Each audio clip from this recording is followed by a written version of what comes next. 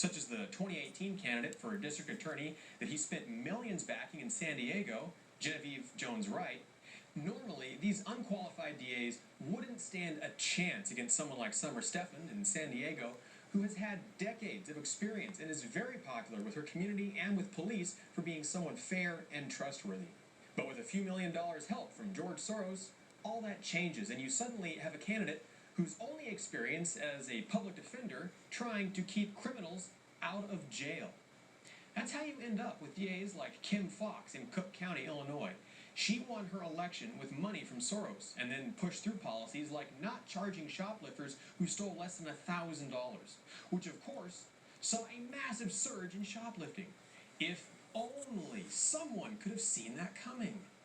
She's also the same woman who disgraced herself with the mishandling of the Jussie Smollett's hate crime hoax against himself last year. Soros also wants to degrade our quality of life here in America. We live too nice, too comfortably. We should feel guilty for living better than people in the third world countries. If they can't live in clean cities, neither should we. San Francisco is a perfect example of this. We all know how the city has become a byword for degeneration, crime, homelessness, and filthy streets. So Soros gets people like San Francisco DA Chesa Boudin, who refuses to prosecute people for peeing or defecating in the streets.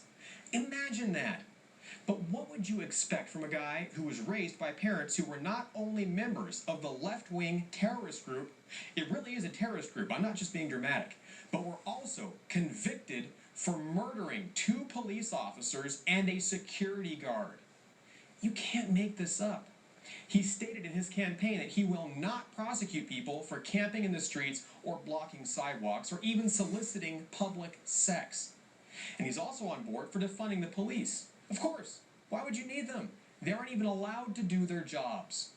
And then you have St. Louis Circuit Attorney Kim Gardner, whose campaign got major boosting from Soros and who announced she was bringing felony charges against Mark and Patricia McCloskey. These are the people Soros and the Democrats want to be in charge of our justice system. Is it any wonder that you have entire cities now burning down and criminals running free? This is the Democratic Party. And unless George Soros is stopped by a legal system brave enough to challenge his treasonous activities, he will continue promoting and installing puppet district attorneys across the country, ensuring that every neighborhood in America will soon look like this. For One American News, I'm Pearson Sharp. Florida Governor Ron DeSantis holds a press conference to discuss coronavirus vaccines. Isn't that fucking Sunday, great? DeSantis said 7 more vaccination sites have